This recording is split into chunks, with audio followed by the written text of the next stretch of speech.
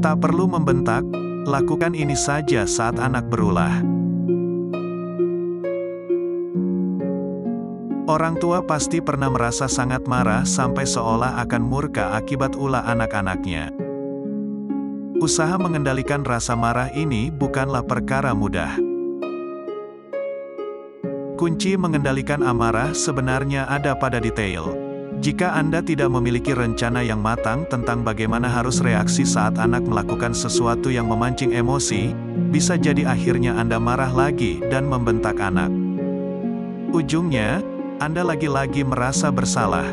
Walaupun orang tua misalnya minta maaf setelah membentak anak, sayangnya hal ini tetap bisa mengikis koneksi yang terbentuk.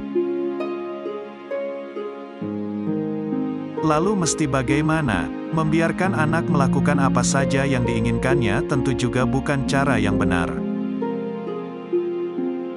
Hal pertama yang perlu Anda lakukan adalah keluar dari area konflik. Biasanya, anak-anak itu paling sering bikin ulah di rumah. Mulai dari bikin berantakan, atau memecahkan barang-barang. Bisa juga, mereka melawan ketika Anda meminta mereka melakukan sesuatu.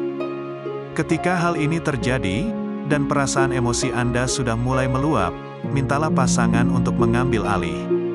Silakan Anda berjalan meninggalkan lokasi kejadian. Hal ini bukan berarti Anda melimpahkan masalah pada pasangan. Tapi mengingat mereka tidak terlibat dari awal terjadinya konflik, biasanya kepala mereka lebih dingin.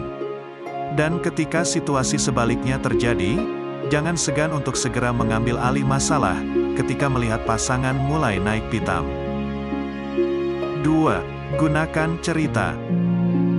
Kebanyakan anak-anak suka sekali mendengar cerita. Dan sebenarnya, salah satu keahlian yang perlu diasah orang tua setelah anak mereka lahir adalah bagaimana mengarang cerita yang baik. Kenapa? Karena cerita bisa Anda gunakan sebagai senjata saat menghadapi anak yang tantrum dan tidak mau mendengarkan Anda. Begini misalnya, anggap saja tokoh kesukaan anak adalah Upin dan Ipin.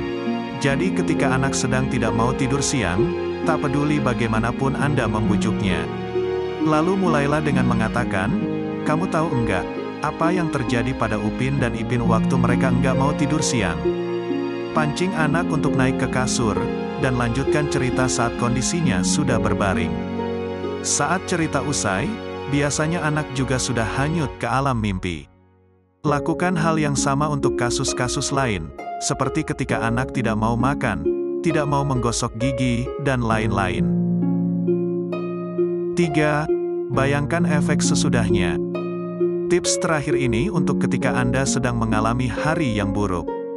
Ketika hal dan kesalahan kecil saja bisa membuat Anda meledak. Cara terakhir yang bisa Anda lakukan agar bisa menahan diri dari memarahi atau membentak anak adalah, bayangkan apa yang terjadi setelahnya. Tidak ada orang tua yang merasa senang setelah mereka memarahi anaknya. Ingatkan diri Anda pada rasa bersalah itu, rasa tidak nyaman di perut yang bisa sampai membuat Anda menggeretakkan gigi.